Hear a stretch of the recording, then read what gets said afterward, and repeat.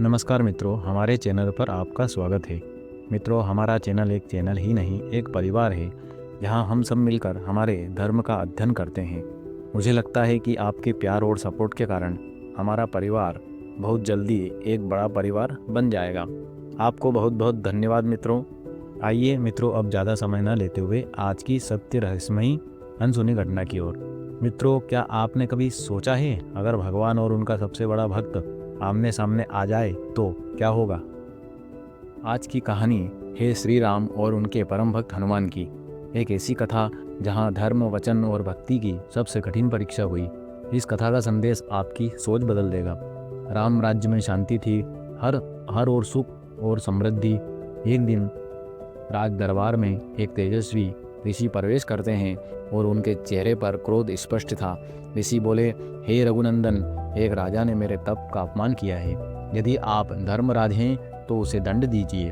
श्री राम शांत स्वर में बोले, ऋषिवर, रघुकुल की रीति है, प्राण जाए पर वचन न जाए। मैं आपका अपमान सहन नहीं होने दूंगा। और उन्होंने उस राजा को दंड देने का वचन ऋषि को दे दिया। लेकिन यहीं से समय ने एक नया मोड़ लिया। वह राजा जिन्होंने ऋषि का अपमान किया था, वह भयभीत होकर हनुमान जी महाराज की शरण में चला गया और कहने लगा, मुझे एक राजा दंड देने आ रहे हैं, मुझे बचा लो हनुमान जी। हनुमान जी ने उसे शरण दे दी और कहा कि जो मेरी शरण में आता है उसकी रक्षा मेरा धर्म है।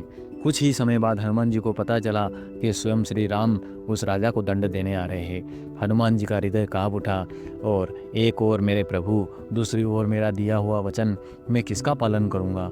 उन्होंने आग बंद करके ध्यान लगाया। जय श्री राम, जय श्री राम नाम नाम जपने लगे।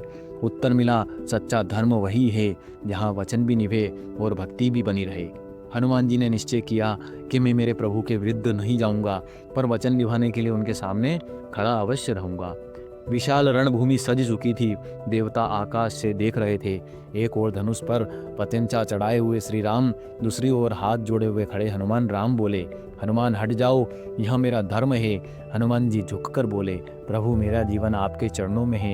यदि चाहे तो मुझे दंड दें, पर जब तक मैं जीवित हूँ उस शरणागत की रक्षा करना मेरा भी धर्म है। राम ने बाण चलाया। हनुमान जी ने जय श्री राम का उच्चारण किया।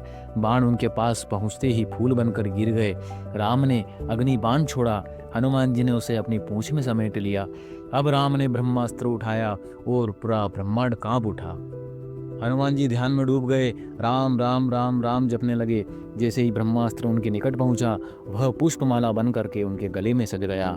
राम मुस्कुराने लगे और उन्होंने धनुष नीचे रख दिया और राम बोले, हनुमान, यह शक्ति का नहीं भक्ति का युद्ध था। तुमने सिद्ध कर दिया कि सच्चा भक्त कभी धर्म से नहीं हटता है। हनुमान जी चरणों में गिर पड़े। प्रभु, मैं तो आपका दास हूँ, मेरी शक्ति भी आपकी, मेरी भक्ति भी आपकी। राम ने उठकर गले लगाया, जहाँ मेरा नाम लिया जाएगा वहाँ तुम्हारी भी पूजा होगी। आकाश से पुष्प वृष्टि होने लगी।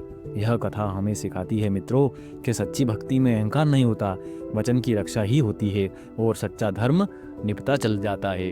भगवान अपने भक्त की परीक्षा लेते हैं, पर अंत में उसकी लाज भी रखते हैं। मित्रों, आपको यह सत्य कहानी कैसी लगी कमेंट्स में ज़रूर लिखें।